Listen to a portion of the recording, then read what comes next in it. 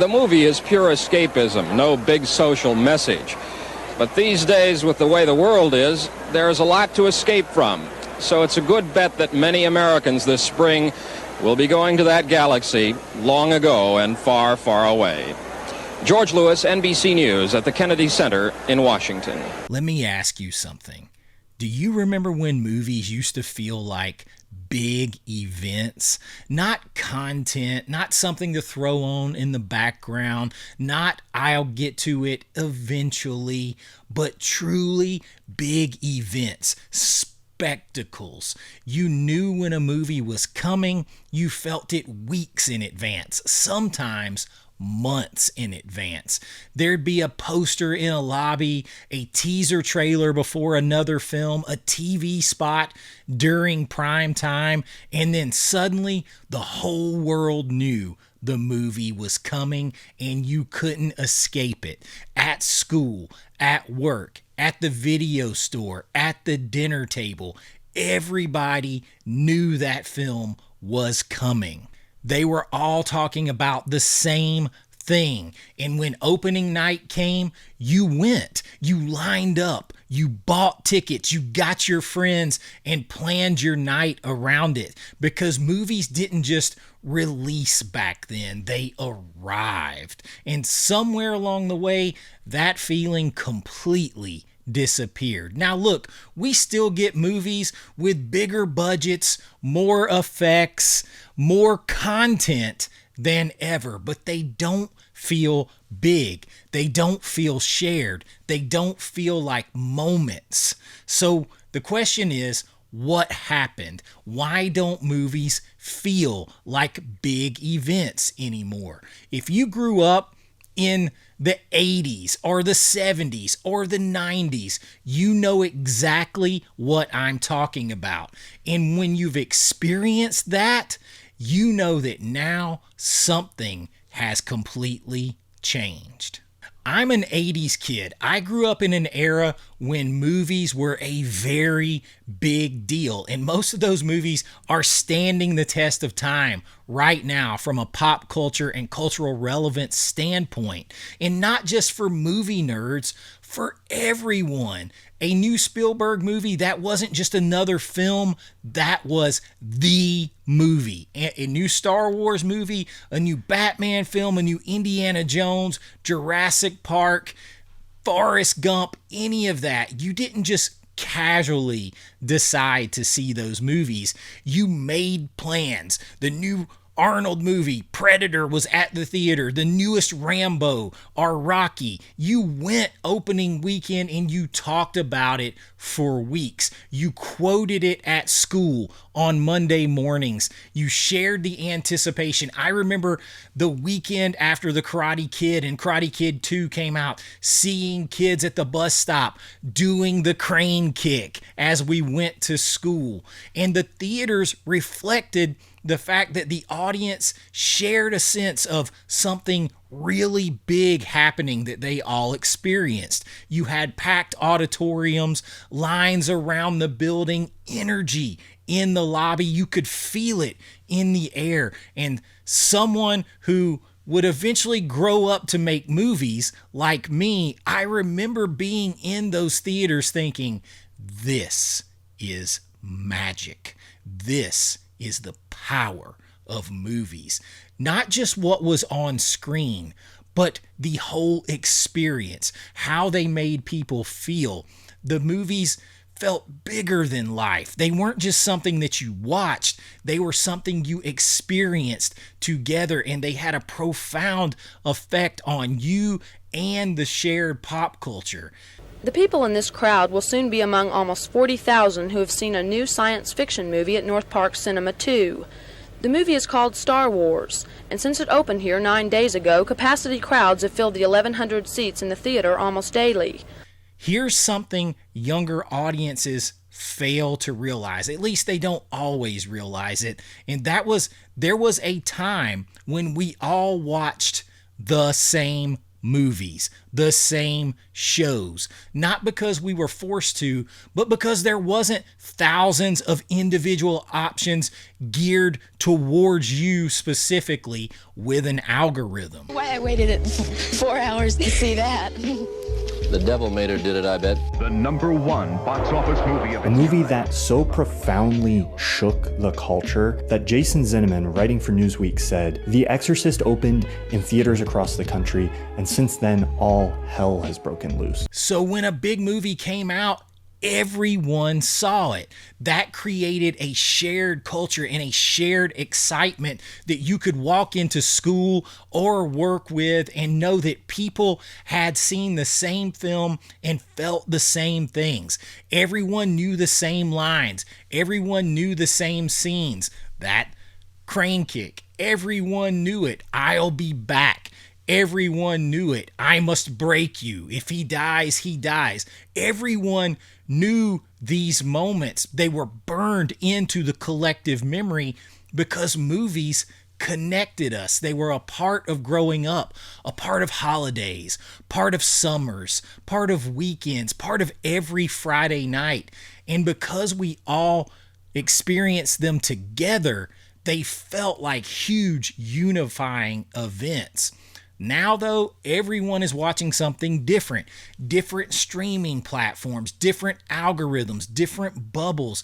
We don't gather around the same movies anymore. We didn't used to be fragmented that way, but now everyone kind of watches alone, and that changes everything. Today, movies don't arrive. They just kind of show up. They pop up. A new movie drops on a random Tuesday, or something you didn't even know was coming drops out at the theater for a quick theatrical run. You might watch it when it pops up on streaming. You might watch it at the theater, but there isn't a rush to see it at the theater because you know it's coming to streaming any moment now. And 3 weeks later, you kind of forget that it exists. There's no big shared opening weekend anticipation, no packed theater. There really isn't the true summer blockbuster season the way there used to be. There's no sense that the whole world is watching and experiencing the same thing at the same time. And look, I get it, everybody. Everyone is busy. Streaming is convenient. I'm not 100% anti-streaming. I'm a proponent of Tubi, for instance, but convenience kills anticipation. It kills the big moments. If you got a Christmas present every single day, it wouldn't be as special when you got them on Christmas morning. That's kind of the same thing. Anticipation was a huge part.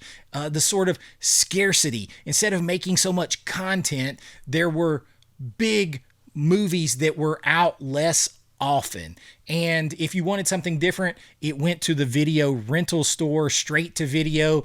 And those were different audiences that fed each other and connected each other instead of separating each other and diluting one another.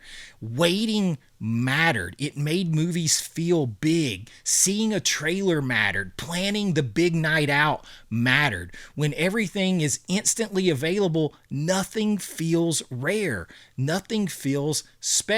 And when nothing feels rare and nothing feels special, then nothing feels like an event anymore. As someone who has spent over 20 years writing, directing, making films, talking about films, and my whole life being a giant film fan, I can tell you something. Movies used to be built differently, not just technically, but emotionally. There was the sense that what you were making needed to hold up on a giant screen in front of hundreds of people, thousands over the weekends, millions over the months and weeks. That changes how you write a movie, how you shoot a movie, how you light a movie, how you frame it, how you pace the editing. Movies were designed to be experienced in a room full of people Today, a lot of content is designed to be watched on a couch, half paying attention, scrolling your phone, and that changes how films are made and how they are written. And when a film stops being designed for a big experience, for a big event, they start to feel smaller, even when budgets get bigger and bigger. And here is the hard truth. There's just simply too much. There's too much content and not enough real movies. Every week there's something new thrown out there. Lots of it just thrown against the wall to see what sticks, to get you to click and kind of hang around. Whether it's movies, shows, series, spin-offs, reboots, reimaginings, retellings, all of that. Nothing has time to breathe anymore. Back in the day, you might wait months for the next big movie to arrive. And if you didn't see a movie in the theater, then after the 6 months, 3 months, 9 months, the long period of time it was at the theater, it was in a blackout stage for 60 to 90 days or more before it came to video rental stores. And then there was a 30 to 60 day window where it was there exclusively before you could buy it on physical media. And then if you didn't get it in those windows, it could be a year or more before it came to paid cable like HBO. And then from there, it would make its way to broadcast. So you had to see it in these windows or you had to wait a long time. That made it feel big and special and rare. But now there's another one right behind this one. It's just content. It'll be on streaming in a few weeks. You can watch it anytime. Doesn't matter if you get to it, you get to it. So nothing sticks. Nothing lingers. Nothing has a chance to find its audience, to permeate the pop culture and become relevant to a larger audience. So when everything is constantly competing for your attention through so many different outlets, nothing stands out. The fact is, there is an energy in a movie theater that you cannot replicate at home. It doesn't matter how great your system is. There's something about walking into the theater and that door closes behind you. And for that 90 minutes, that 120 minutes, you take an adventure and enter into a whole other world where everything else is left outside the door and you are allowed to be lost and immersed. The lights dim, the logo hits, the audience reacts together, laughs together, gasps together, cheers together, claps together. That shared energy, that's what made movies feel big. That's what made them feel like events. Watching alone at home is convenient. I have a great system. I watch at home all the time, but it is not the same. And I think a lot of us truly, if we are honest, feel that difference. And good movies still exist, great ones, beautiful ones, but the way we experience them has changed them forever. And the great ones are so few and far between, they don't have time to reach their audience because of the avalanche of content. And when that experience changes, the feelings towards those things change. Movies used to feel like events because they were shared. They were big. They were anticipated, celebrated, remembered. They marked the time in our lives. They created memories. And maybe that feeling isn't completely gone, but if it isn't, it is very, very different now.